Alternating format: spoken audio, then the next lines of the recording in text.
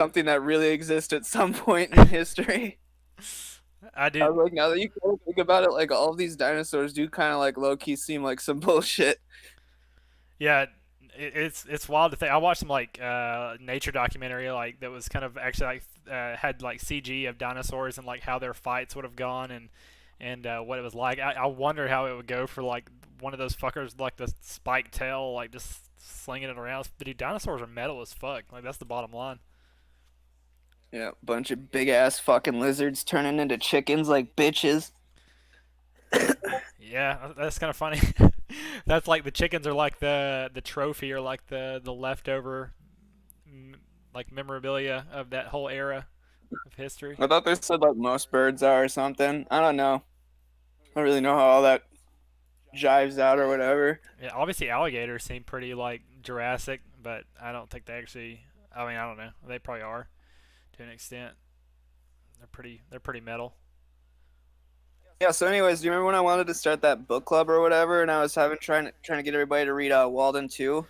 Yeah, because I mean I know you we did a podcast and I was supposed to read it. I still haven't read it, but yeah, I know that transitions well into the topic. But basically like the premises of this book was like this guy, he saw like just general society and he's like, you know, we can like do this better. I started reading another one of his books. It's called Beyond Freedom and Dignity, and he starts talking about how like we've had all of these advancements in like biology, like chemistry, mathematics, like all of these different sorts of like hard sciences, but like as far as human behavior is concerned, it's still sort of like a pseudoscience where we used to attribute like the wind or rain or like lightning or a volcano, erupting and be like, well, that's just, God, that's, God's will or whatever. And like we still look at the way people behave as like, oh, well, that's just like his personality. Like we don't really understand why people behave the way that they do. And they kind of try to work it out, but at the end of the day, they don't really understand it a lot of the time. And he was saying that, there must be a harder science where we can try to like engineer that the same way that we do with any other sort of science. Like if we can put a rocket on the moon, why can't I, do that sort of same like, tooling with a human being? So And I just wanted to throw something there real quick, which is that like in that same nature, on that same thought, Terrence McKenna had this really good quote, and I wanted to pull it up real quick so I don't butcher it. He said, "We have been to the moon, we have charted the depths of the ocean and the heart of the atom, but we have a fear of looking inward to ourselves because we sense that that is where all the contradictions flow together." I thought that was like really on point with where you're getting at. yeah, no, it's a good quote. But yeah, I mean that's true. I think that we haven't charted that depth in a lot of reasons. Like we have gone to like these incredible lengths to understand the cosmos, and we've gone to these incredible lengths to understand the microcosms and the atomic and the smallest order of physics that we can possibly understand. And what's funny to me is that at the depths of both of these, they're like it gets crazier. There's more contradictions. It's almost like science is trying to like find these laws. Like, oh, okay, here we have this like foundation, but it's like the farther they go, the trippier it gets, right? So like the farther they go into the universe, it's like light is trippy, black holes are trippy. There's so many contradictions to our current laws. Like we just don't have everything figured out. And same on the microcosm scale, like the way that electrons act, the way that quarks act, like the way they spin and the entanglement. What's the like exhibiting the behavior of both a particle and a wave at the same time. I forgot what that's called. It's been a while, but you get the point. It's crazy. Yeah, I don't know. I heard a little bit about like quantum mechanics and that thing, like where if like there's an observer, it changes how like they perform or behave or whatever, and like that shit's just like The well too far beyond me. They start using weird, Greek symbols, and I'm kind of lost. I know the pi one, and that's about That's it. all you need to know is it, it's just it gets so much more crazy. It's not just like a little particle that like combines with another one with magnetism and gravity, whatever. It's just it gets so much crazier. So yeah, that's the bottom line. It's just there's the farther you go into these other fields, it's just crazy contradictions. So I think that that just kind of ties in with our efforts to like dig into the mind and stuff. It's obviously a very scary place, but also I think obviously another big reason why we haven't charted that depth is because there's plenty of people Well, there's two things. I mean, there's people who are afraid to go there, and then B, there's people who don't want us to go there because they've, it's the dark magicians. It's the people who have been there, and they've been to that place, and they use what they found there to enslave the rest of us. And this ties into the whole topic about technocracy and control.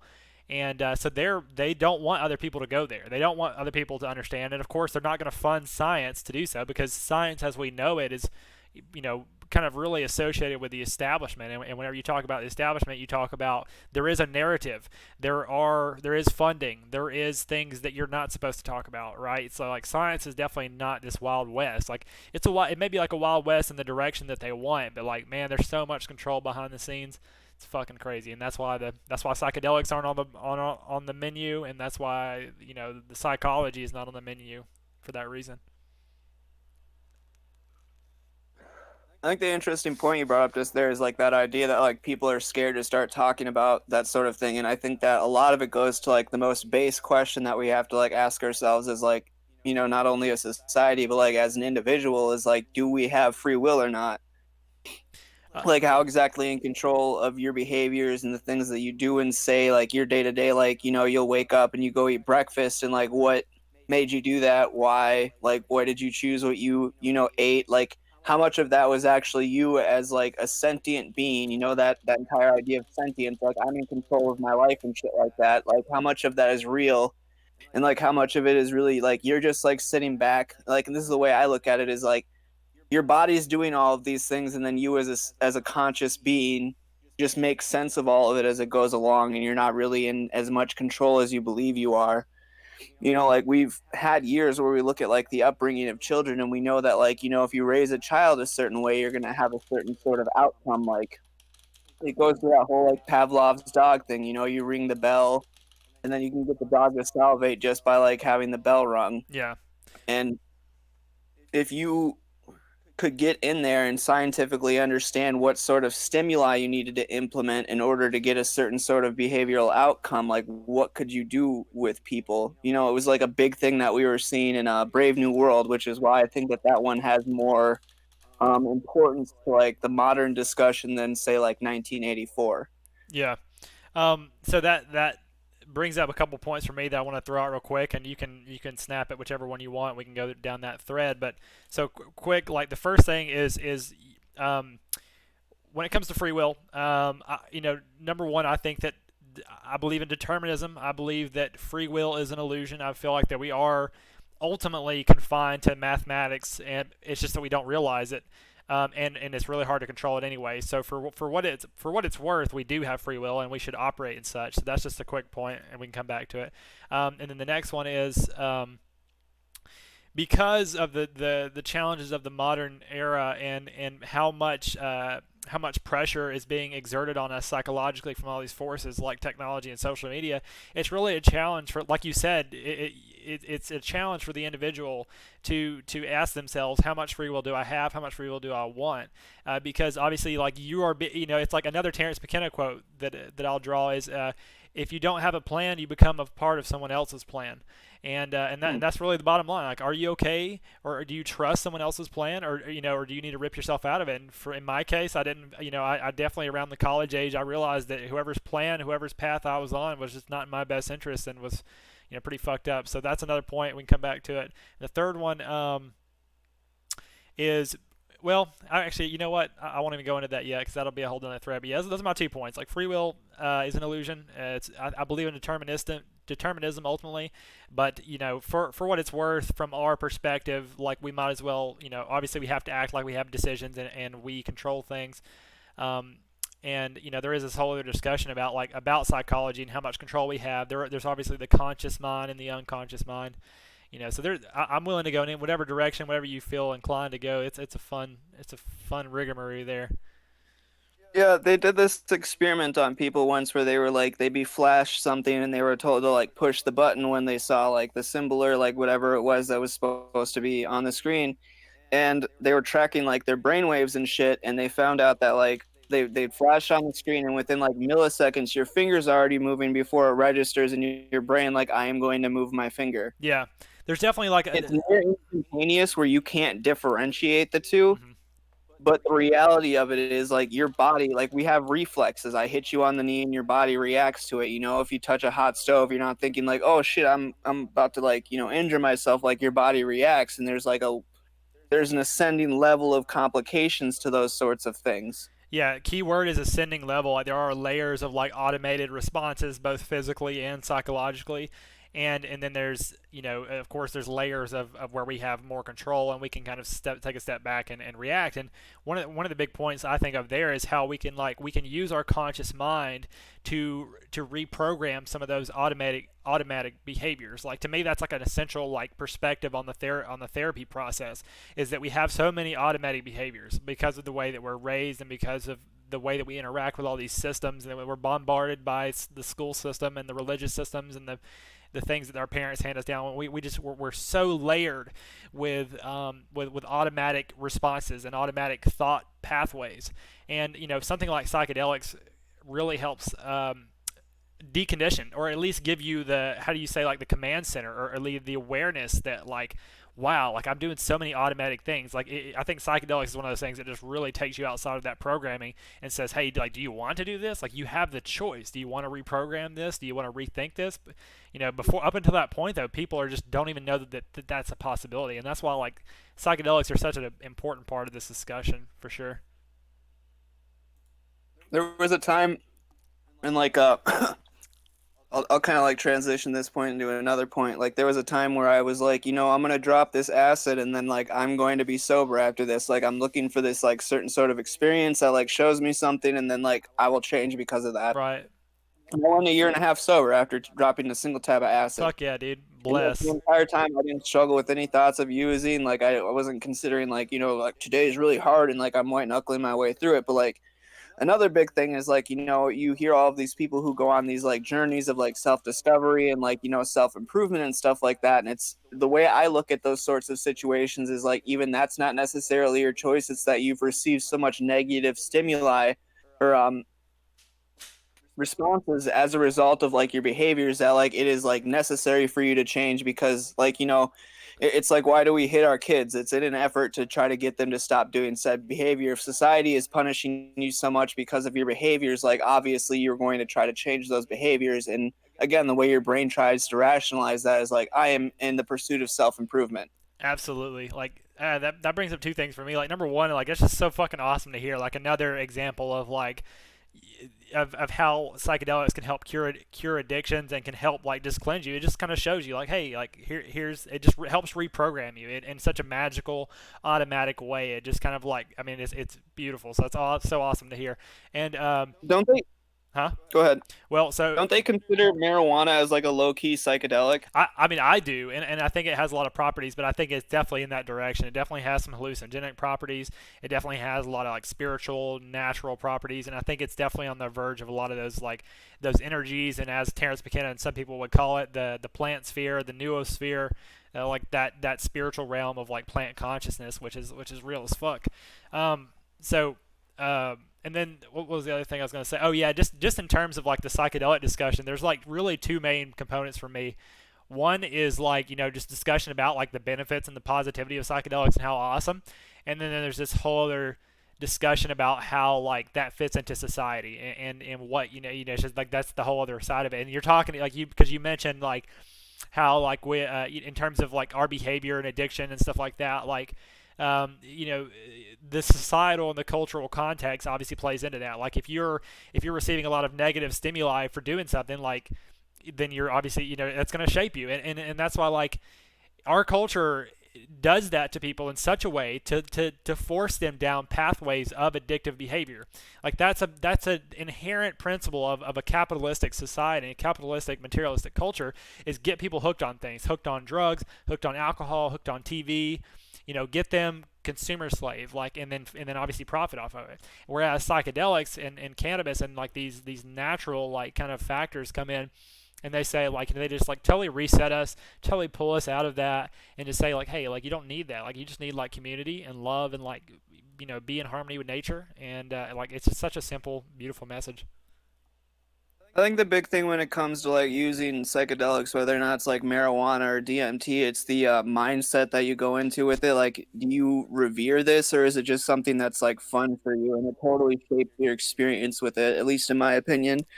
I don't think there's any real purpose to getting like stoned out of your mind 3 times a day. And I see a lot of people using marijuana for that purpose. But like I've also seen people who like get high and like make these beautiful creative works of art and like actually do produce these profound, ideas and like original thought.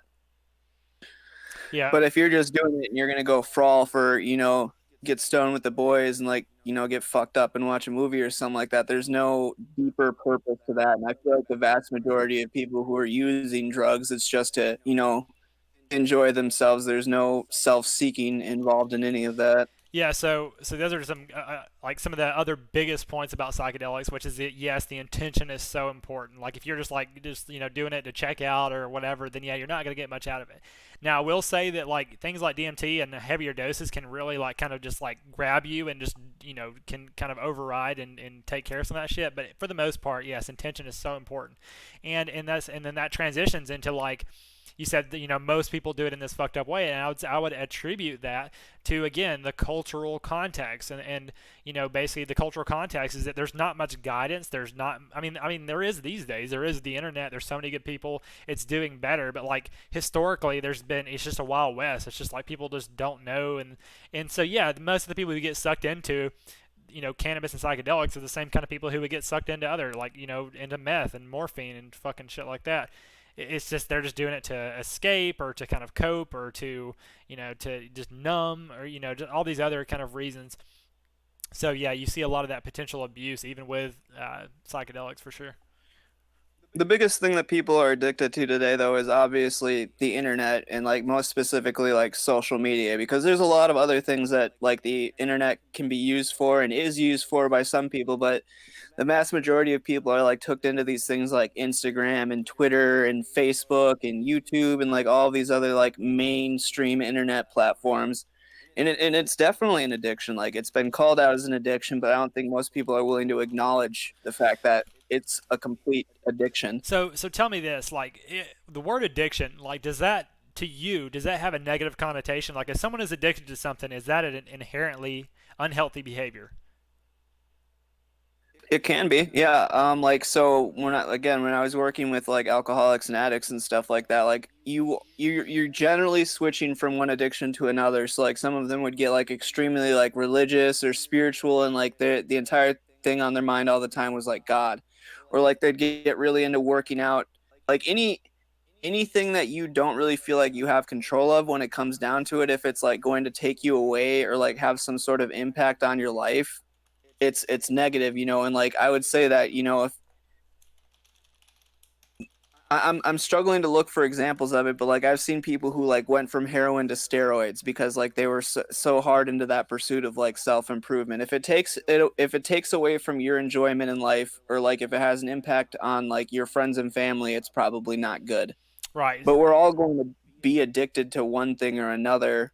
When it comes to social media, I definitely think that's bad, and like that's where I guess I would lead into the whole like technocracy thing. So, a couple points there. Like, obviously, we've established that there is some kind of spectrum of addiction. That there are like life-threatening addictions, like heroin, and whatnot. And then there are addictions like TV, or like you have a certain show, or almost like a hobby, or working out. That's actually could even be potentially positive. Like I'm addicted to healthy food. I'm addicted to being, or like the spiritual, religious context. Of course, that's a whole other discussion. But like in general, you might argue that if someone's addicted to like to Jesus, that like that could spin their life in a positive direction. So that's the point I wanted to make, is that addictions aren't necessarily like bad. It's just that kind of goes back into our point about automatic behavior. Like that's what an addiction is. It's just like it's just an automatic behavior. There's not a conscious decision. It just becomes habitual, and that's a big part of it. And so that's just like one of the big points. And you made a great point, which is that people in general, and I would say this is on a very large scale. Like unless you're just like very very like woke, or like you're really into occultism, you're really into psychology, you really learn to take control.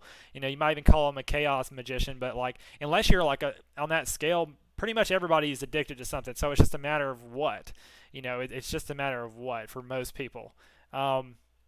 So what else was I going to say? So yeah, but anyway, we can definitely segue into like because this is what began with the social media, the internet, and how that's an addiction. And the first thing that made me think of is like, yeah, I feel like I'm addicted, and I feel like at times that I'm fighting it. I feel like at times like I don't want to be on this. Like I need to like consciously get myself out of here, right? That's one of my first thoughts. And the second thought is that you think about what fuels that addiction. Obviously, like there's either a dopamine rush, a serotonin, or there's usually some kind of like almost chemical or like fundamental positive reinforcement. And hold on, let me let my dog out. Go, Sully. So like a big thing that people who go into like casinos say that they experience when they're addicted is like obviously there's that adrenaline rush that you get, that dopamine hit like I just won $600 and like like they'll get too involved in that and then they end up sitting in the same stool for a 12-hour period like shitting and pissing their pants without ever standing up. Yeah, But what they talk about is like the flashing lights.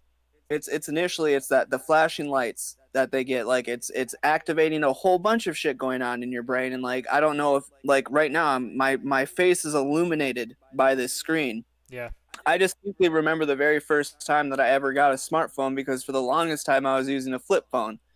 It was like one thing like I can text on it a little bit and I can oh slowly man, scroll a web page the like in a really evolution. shitty way. Yep, Like yep. I got a smartphone, I was like tapping all these buttons and all of these different things were happening and it was like exciting for me. And Interesting. then I started getting involved in like the social media thing and I made a post and got, 12 likes and it was like, holy shit, like people like this. And you're seeing a lot of like teens get trapped in that sort of behavior. As they come up like somebody at my workplace had tried to tell me that like teenagers don't give a shit about like social media like likes and all of these different things, but I have two little brothers who are completely obsessed with uploading or streaming basically everything that they do in the hopes of other people like watching them. And like I think it's the biggest thing that they say right now when they ask like high school and college students like what they want to do for a career. It's like I want to be a YouTuber. Yeah, They get driven into these like what I think they call them feedback loops yeah, yeah. I mean, is what they were and referred that's to and as. that's a big part of like a general kind of addiction or behavior. A behavior, it is a loop. It's a feedback loop. It's a an action, a positive reinforcement, an action, whatever. But so you brought up a good point, which when I think about like addiction or like interaction with social media and what causes that stimulation, like the first thing I think of, which is perhaps a little bit more zoomed out, but it's just the social interaction. It's just like I'm interacting with other people. I'm seeing what they're doing. They're seeing what I'm doing, and that's like that triggers a fundamental reaction. But you brought up a point, which is that there's like a more fundamental kind of stimulation going on, which is just that hey, there's lights and there's buttons and this is like, ooh, this is like cool. It's like a caveman, It's like, oh, it's like what the fuck, Like kids are so into it. There's just lights and buttons and interaction, and that's just a big part of it. Of course, the people liking your post is an obvious like dopamine, small dopamine release. But yeah, I wanted to throw that into the mix. That it is like it's just that general thing, the idea of being plugged into your community and plugged into other people and connected. That's it. Like I think to me, that's one of the biggest things. Like I just want to like, what's going on? Like what's the news? What are the memes? Like what's the joke? Like that's a big thing for me. And I think one thing too that I really want to also put out there is that I do want to almost like argue that it's not inherently bad. And I don't think you would argue that it all is totally bad and we should go back to like caveman life. But obviously we're having a discussion about like the intricacies here. But I did want to throw that out there because a lot of it comes across as like a negative connotation. But like there are a lot of positivities to it. It helps you stay in touch. It gives you information. Does all this good stuff. But of course, a lot of pitfalls. No, and I totally agree. I don't want to make it out to be like I think the internet is this like terrible thing and that like it ripped apart society and there was like absolutely nothing that we could do about. Like these systems were intentionally designed by people who come out and openly say like we wanted people to get addicted to this, and like a lot of it goes back to how you mentioned like capitalism. There's a financial incentive in getting people to use these systems more. Like that's why even if you use something as simple as Tinder, you're spending a lot of time using it to try to get laid, but every once in a while an ad's gonna pop up. Like I constantly get fooled when I'm scrolling through Facebook into like watching the first 15, 20 seconds of some video before I even realize that it's an ad. There's ads all over the sidebar the entire time. Every And like, four, there's all yeah, these every four little, posts on Facebook and probably Instagram too is an ad. It's crazy. I didn't in our, realize in it. our, yeah, I think that people, they'll spend billions of dollars every year on like a 10-second spot to get into, the, what is it called? The Super Bowl. Right. It's They're crazy. not spending that much money on it because it doesn't have any effect. Yeah, exactly. So Like we all remember those insane Skittles commercials that were going on, but like I remember those commercials. yeah. Yeah, absolutely. I mean, advertising is obviously powerful. Like that's a big part of the profit incentive, and so like potentially, I think there's two different directions we can go from here as far as the discussion goes. One is that we could continue to discuss like the intricacies of technology and how we're interacting with it and so forth, and then there's this other thread which you alluded to, which is that at the end of the day, technology is a tool, and a tool can be used for good or bad. And so, what we really want to look at is the underlying system. We want to follow the money. We want to look at capitalism. We want to look at the culture that surrounds it. And that's really, I think that I would like to go in that direction and talk more about like what is this context, like who controls this technology, what's their agenda, and it fits into capitalism. It fits into the people who are pulling the strings in the Western world and in the global context, and it fits into like just the general state of mind of our current society and how we're not really even prepared to deal with this new technology. So when Mark Zuckerberg first made Facebook, like he intended it, like I mentioned last time, it was just supposed to be for like this community on campus, right? Like you can be friends with the people you already really know, and it's sort of exploded into this like crazy thing. But like he was bragging to one of his friends right now. He was like, "Hey, do you want that girl's phone number?" And the guy was like, "You don't have her phone number." And he's like, "I have everybody's phone number on campus." And he's like, "Well, how did you get that?" And he's like, "They just gave it to me. They just gave this information to me because he made it a field and they were totally willing to plug into it without thinking too hard about Yeah. it, right?" So like all of a sudden we started seeing this explosion in data. Like all of a sudden we were able to like track all of these different things. There was like this wealth of information, and initially it was being used to try to plug you into advertisements to try to sell you something. But I think a lot of bigger companies are starting to realize that there's a way that not only can they get you to purchase something, but they can get you to behave in a different way, the same way that we're seeing with like media. And by that I mean like the news media. What they post and what they tell you has an influence on people's behavior. I saw that like most notably with like the Nick Sandman thing. There was like this hour-long live stream and they cut it down to like 20 seconds, and then all of a sudden half of the country wanted this kid's head. Yep. Like there's a way to influence people's behaviors, and all you have to do is provide the right stimuli, prompt them properly, and like they're gonna do whatever it is that you want them to do. So to me, that came across like that. The narrative there came across in a way that it's like, oh, we started out using technology just for ads and stuff, but then we realized that it could be used for more thing. And one point that I wanted to make is that like this idea of like cultural control or brainwashing or psychological control has obviously is much older, and it's just they're learning how to use this new technology for those same purposes. Like look at TV, look at radio, look at newspaper, look at religion, look at all the history of music and actors and movies. Like just all the cultural control and propaganda goes way back to the beginning. Like even Right. so, and I think that's another contextual point. That was like the big thing is previously we didn't have enough data about that sort of thing. And like when I was 16, 17 and I first created my Facebook account, I didn't think too hard about it. And I don't think many kids these days either. Like we're slowly losing our conception of like why we need privacy. I think a lot of people would be hard pressed to like articulate like why is it that I think privacy is important. And it's at the end of the day, it controls your behavior. Like if like that's why like when you walk into a supermarket, they'll have that like big TV screen right up there with a camera pointing directly at you, being like you are being video recorded. It prevents theft. Like knowing that you're under observation like controls human behavior. And it's the same thing with like the leftists constantly like tearing down somebody for making the wrong tweet. Like I'm going to get you fired, and you're going to think twice before you speak your mind. And that's slowly going to like bleed down into even deeper layers of like your normal everyday behavior, right? Like what would it do if like the government said like, okay, well, we're going to track your whereabouts. We already do that with things like Google Maps, but like if you walk a mile every day, you'll be able to get a tax incentive at the end of the year because you kept your heart rate up enough to stay healthy, and we didn't have to spend as much money on you through like Medicaid and shit. Yeah. Yeah, there's so many like there's so many potential advantages, but I think overall it's just kind of scary, and it's just going to be a long time before we get there for that reason. Now, a lot of it does happen behind the scenes, and a lot of it is a slippery slope. Like you get into the whole Minority Report discussion, or like that China's trying to do like preemptive crime prediction and all this stuff. Yeah, there's so many different threads there, and there's so many different scary places we're going. But like I kind of wanted to reel it back in a little bit to like this idea of like where do we like where do we focus our time and our energy and our discussion in order to like help control this? Obviously there's like so many negative forces at bay, and there's so many negative reasons that technology is being used for, and it's very scary in a lot of ways. But like, number one, businesses, like you can't expect businesses to be good actors. Like they're just, it's the profit incentive at the end of the day. Like there's going to be a Mhm. lot of forces, but that's the.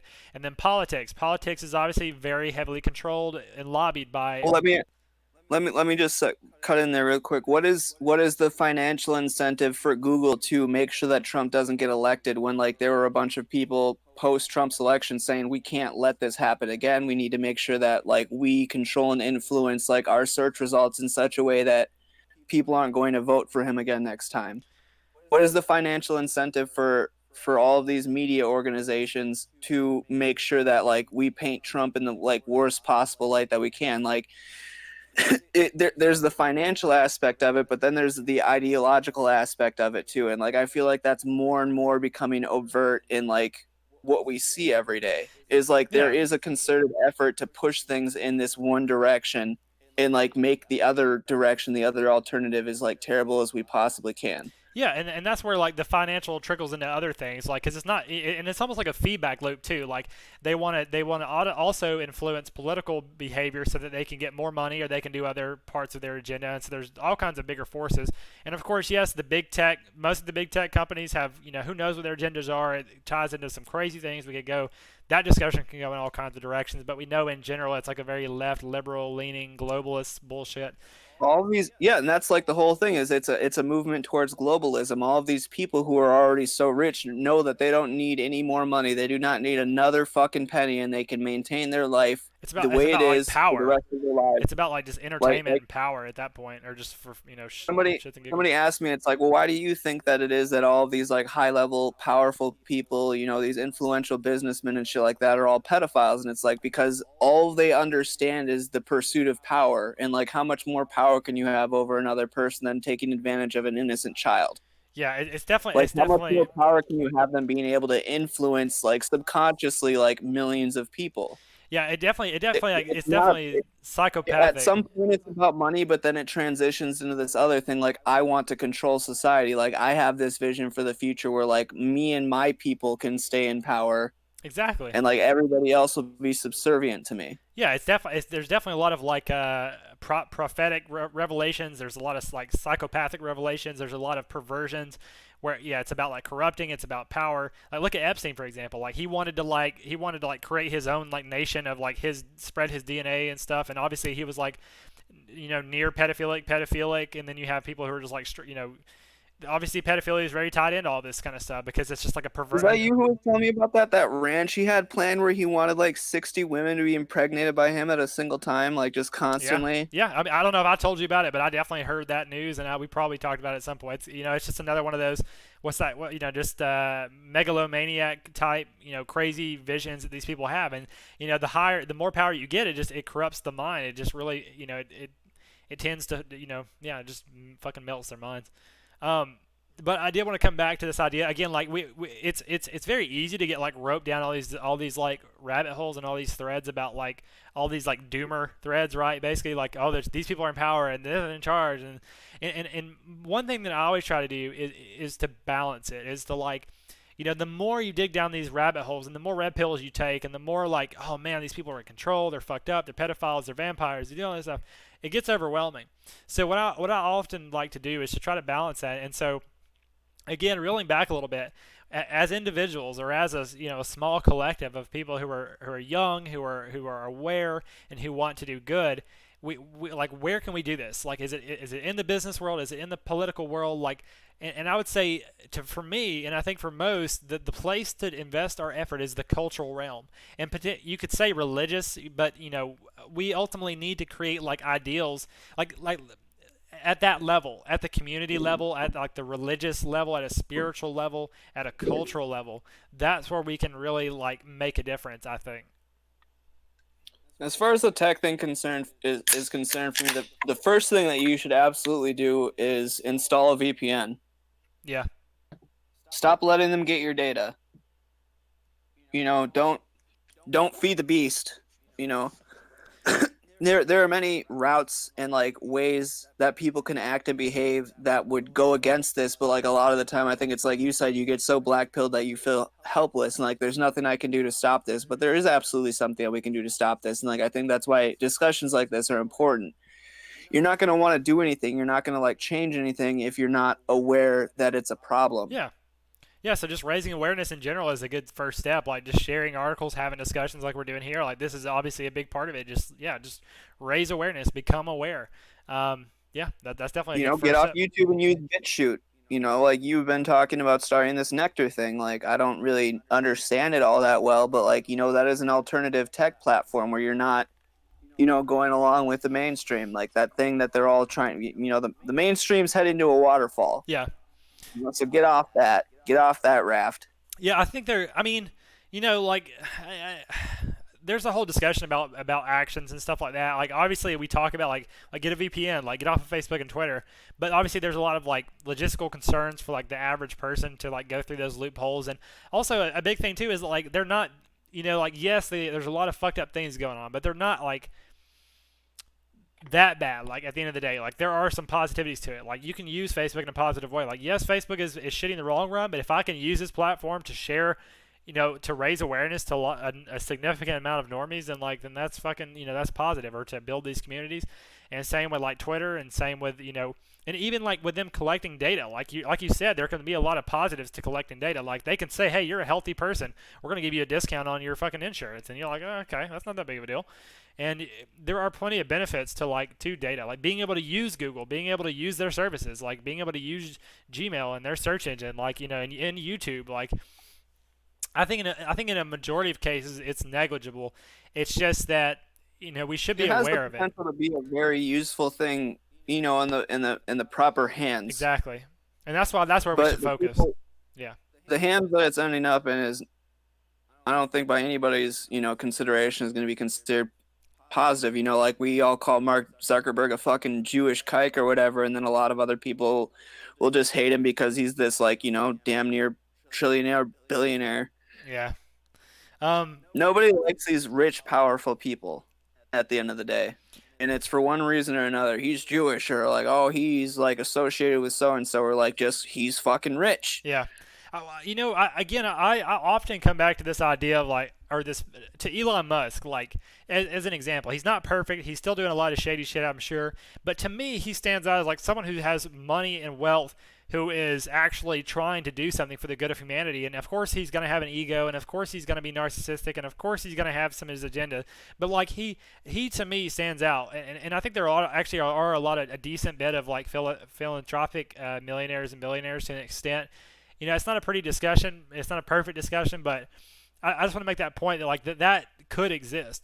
That you can have people who are wealthy. Who I think it's just been a almost just like how do you say, like a symptom, or like a part of our history, that most wealthy people are just screwing people over. Like of course you look at the Jews and like their like historical behavior and their amount of control and their like influence on wealth and money itself, like obviously plays into it.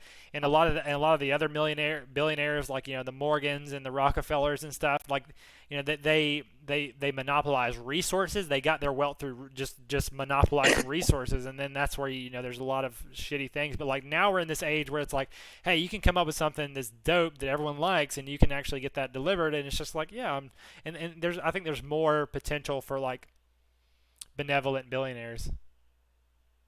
I'll drop another red pill, black pill on you. Did you know at one point both the Microsoft operating system and the Apple operating system were free? I didn't know that.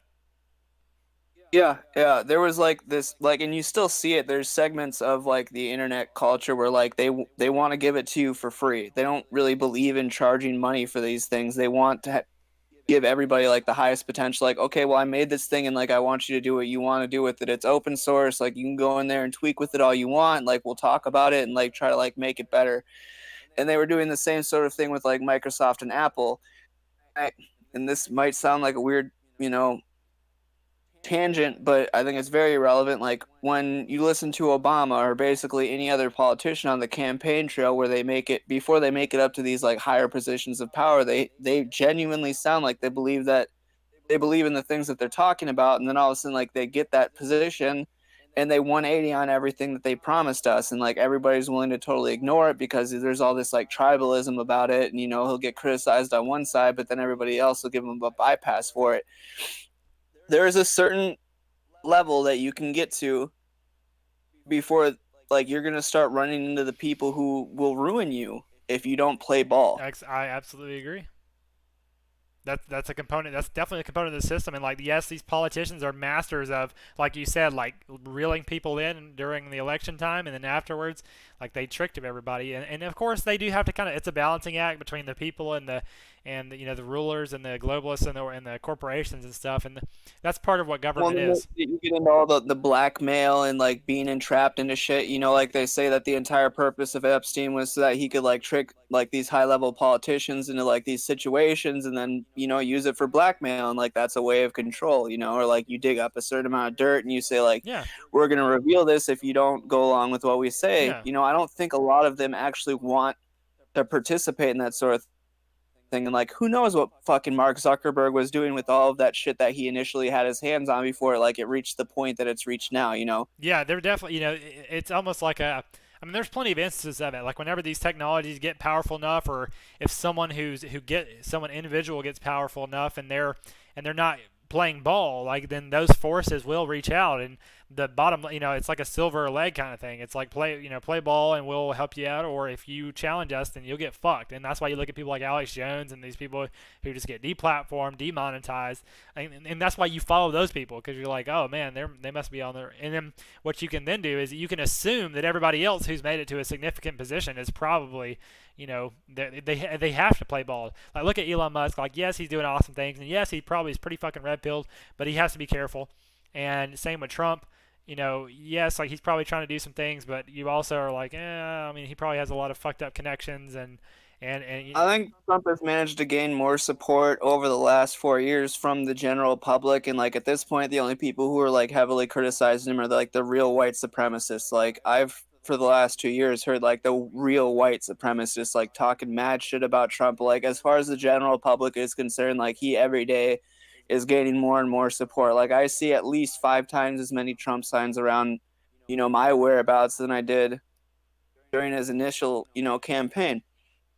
I think like they're gonna give you benefits one way or the other, but like a lot of the shit is like the stuff that flies under the radar that like we don't really notice or pay too much attention to, and those like 1,300 page bills that they release on like Christmas or whatever, and like everybody just signs off on it because they're trying to go home and they don't have time to read all of that sort of shit. yep. It's like Like the Patriot Act is the, a big example of the, that the, sort the of thing. government is the government's just one big EULA agreement that people don't read. Well, yeah, of course, and the historical one is like the whatever the bill that passed that created the Federal Reserve and the IRS that was passed like Woodrow Wilson back in what like the 30s or 20s or 30s on Christmas Eve or whatever. Yeah, it's so fucked up, dude. Fucked up, dude. Yeah, there are a lot of big people at play, and like I'm sure the majority of them are actually good actors. There's like people who actually buy into the entire like idea of globalization, or like it's just about the money for them. People like Bill Clinton and Hillary Clinton and stuff like that, like just pure evil people. But the only thing that props that sort of thing up is like a bunch of like compliant actors who like don't really believe in it, but like they don't see any other alternative. Yeah, I think that's the big thing that we need is obviously like there's two big pieces of like the problem is it's the evil, the bad actors who are conscious at the top, the dumb, totally unaware and complicit masses at the bottom, and then of course there's layers in between. And so like, I mean, you can't really like. I don't think you can like nip the how do you say like I don't think you can nip it at the head because like if you kill the person at the top, the second person at the top, usually the system is created in such a way that like the next person will just fill in. Like you can't do it that way. Yeah. And so it has to be like a bottom up kind of thing. And I think that the way to do that again it goes back to this idea of like culture about like we need the general populace to pick up on these ideas. We need the general populace to be like enforcing these ideas, even if it's like subconscious to an extent. And this kind of goes back to like the technology discussion, which is like, what do we do? Is like, we obviously said that it's not about just like throwing all our technology away and going in the woods. We obviously have to like adapt to it. And us as like potential people who could build platforms or create communities or lead movements, we need to be the white magicians. We need to be the people who are using the technology in the same way, but to everyone's advantage, like to the greater good. And that's when we probably talked about it before. I've had the discussion several times, which is that to me manipulation is not inherently bad. To me, manipulation is synonymous with magic. It just means like basically. Using your intelligence to therefore affect the behavior of others, usually a lot of times on a subconscious level. And I don't think that manipulation is inherently bad, and I don't think that manipulation through technology is inherently bad. Obviously, these algorithms are doing so many things, but I think it's all about the intention, and it's all about like kind of like the end goal. And obviously for most corporations and stuff, I mean like it's there are some good, like Wikipedia is doing some dope things, like it's doing some awesome, like getting people aware of stuff. Facebook, they claim to have good intentions, and perhaps they did early on, and perhaps they still do. But that's our goal, is to use magic and use technology and to influence culture in a positive direction. And I think that's our call to But action. yeah, I guess I would just like to point out the difference between like influencing and manipulation. I definitely think manipulation for a good reason has that negative connotation to it. Because for me, manipulation is when you use a lie to manipulate, or what not can't use the definition in the definition or the word when you use a lie to control somebody else's behavior. Like influencing people is absolutely fine. I think that if you tell somebody the truth, that's a good thing. But if you lie to them, that's manipulation. If you lie to somebody and that has an impact on their behavior down the road, then you're manipulating them. So There's nothing wrong with exposing people to the truth. you're right. Like influence is a good synonym that has a better connotation. And I guess I looked up the Google definition of manipulation. It just says the action of manipulating something in a skill. You said you can't use the word in the definition, but they literally said the act of manipulating something in a skillful manner, the action of manipulating someone in a clever or unscrupulous way. They literally used the word in the definition. Um, Start using Bing. Stop using Google. Handle or control, typically in a skillful manner. Control or influence, cleverly, unfairly, and unfairly or unscripted, like undetected, like in an a subtle way, or I still think that's okay. Of course, it's a game of semantics and a game of connotations, but I think you could still argue that manipulation Word is choice is not. important, though. I think, like I was explaining to somebody last night, like there's a vast difference between like the kinds of prompts that your brain gives you when you use the word illegal alien, and the big difference between saying migrant Well, worker. that's It's magic. still Like the same. that itself is magic. Like language is magic, like very heavily. It's the medium through which magic works. And yes, like it's a game of semantics, it's a game of connotations. I totally agree, even down to like the word itself. Like, and that's why I like the word magic, like white magician, white magic, black magic. Like that's a fun word for me. It obviously has this like element of I would prefer to people who are trying to like red pill people to refer to themselves as influencers than having them say like I manipulate people. I manipulate. Yeah, that's why I don't say it that way. I just, for the context, I do say that manipulation is kind of the nature of magic. But it's again, it's about the intention. It's the difference between white magic and black magic, like doing for good or for selfish, evil, corrupt concerns. That's the difference. Yeah. Yeah, I don't know. I'm just starting to like pay more attention to like these like old school psychologists that like people have been calling back to for years, like Gustave Le Bon, E.F. Skinner, Pavlov. Like they wrote a lot of books. There was a lot more that like we knew back then than like people are aware of now. Like you'll hear about like the one experiment, the great experiment that they had, and like that revealed all this shit. Like B.F. Skinner did the thing with the pigeons, where he was able to get them to spin into circles, but like he was also able to manipulate them into using like these simple machines, where like they were tugging on these like cords and stuff, and like powering a small vehicle. It's like how much more complicated that get, and how much have we learned in the last like 50, 60 years since that happened? Um, uh, to, And the same people who are looking at your data, who are trying to manipulate you into looking at these ads and like buying the shit that they want you to buy, like if they start turning that into like how do I enforce that in a way that's like going to lead to more acceptance of open border society, like the transgender movement, or like any of these other things, like what do they really know now that they have all of that information?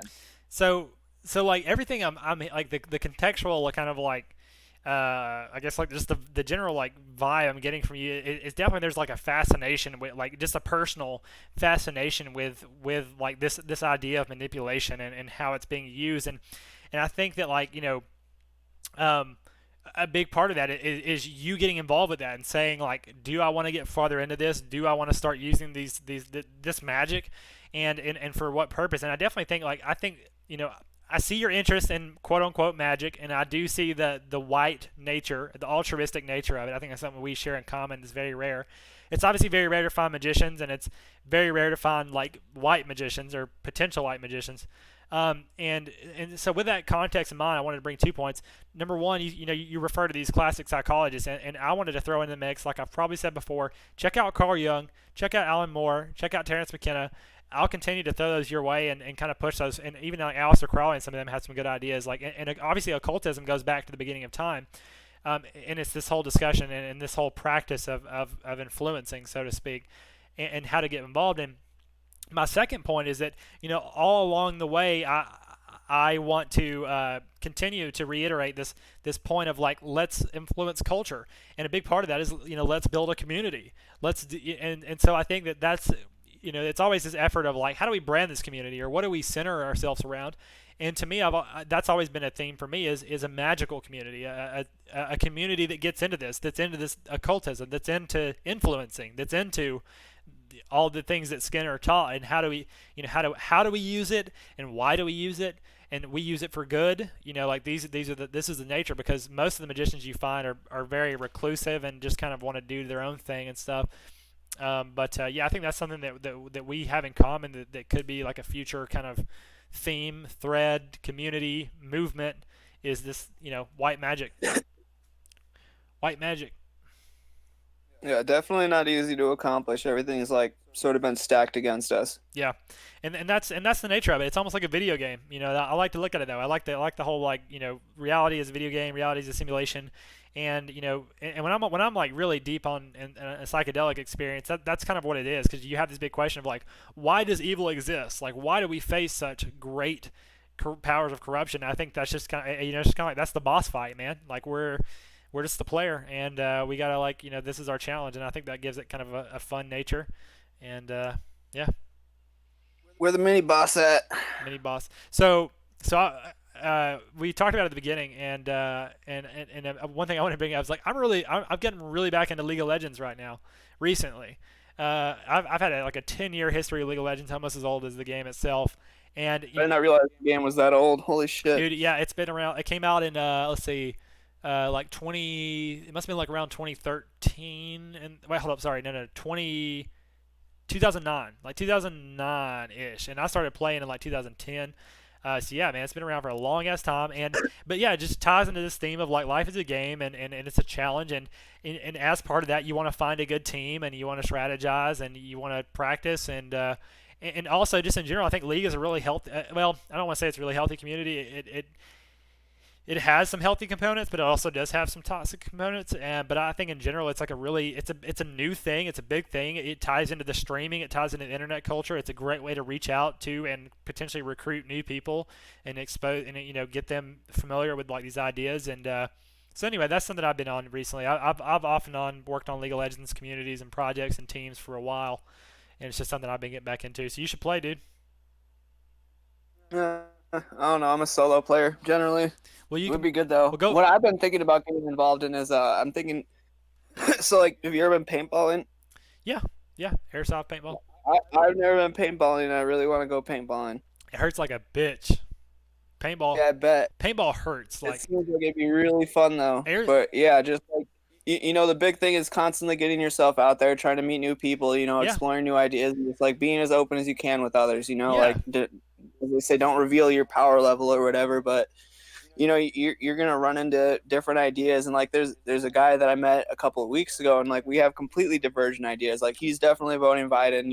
I'm probably gonna vote Trump. I'm starting to like wonder whether or not I even like want to waste my time to go out there and do that sort of thing. But politically, we're completely divergent, and like we're able to have those sorts of conversations that people feel like they can't have online yeah. anymore. I think there's something about like a person to person interaction that definitely changes things in a more positive perspective. And like they say now, 90% of the conversations that people have in the world like occur online. Yeah. There, there's something that's fundamentally changed about the way that people interact with each other now because there's that level of anonymity. You can just block anybody who you don't want to be involved with you anymore. But like when you can get on the ground and actually meet people and have real discussions, that's when things really start to change. Yeah. Yeah, that's definitely like a whole potential whole other thread. Like, talking about how like discussions and change and the difference between online and in person. But I think that's a good like potential positive note to kind of wrap this session up on. Is yeah, like get in, stay involved. Like, of course, there's all these arcane topics, and you can take these deep dives, and sometimes the picture's really it's really scary picture, but like at the end of the day you go back and you say, hey, like we can still have fun, we can still talk to these people, we can still interface with society and have fun, and there's a lot of that stuff to be had. And yes, in-person conversations are a huge part of that. Fuck yeah. All right, yeah, I'm pretty fucking cold, so I gotta take a Dude, piss. it's probably like way colder up there. Yeah, man, that sounds good. We'll wrap it up I for think it's today. like 20 degrees out here now. Holy shit, are you serious, dude? Uh, Yeah. Oh my god, you're a trooper. It's probably like 60 outside of here. You're Yeah, dude, like I make a plan on fire. camping all through the winter. I think I mentioned that last time. Like I'm not gonna stop camping. I don't care how much snow is on the ground. Like I'll buy a pair of snowshoes if I have to. That's Like what's I'm up, gonna dude. keep camping. I'm gonna keep staying outside. It's good for me. Hell yeah, It's dude. good for probably for everybody. I agree, man. Again, that's like the final theme is like get outside, go have a campfire with some people, go camping, go look at the stars. Yeah, get in touch with real life. Real life. You fucking nerds, get off. Stop watching this video, you idiots. What are you thinking? If Right. anybody makes it this far, you fucked up. It Yeah. was a trap. It was all a fucking trap. All right, man. We'll talk to you later.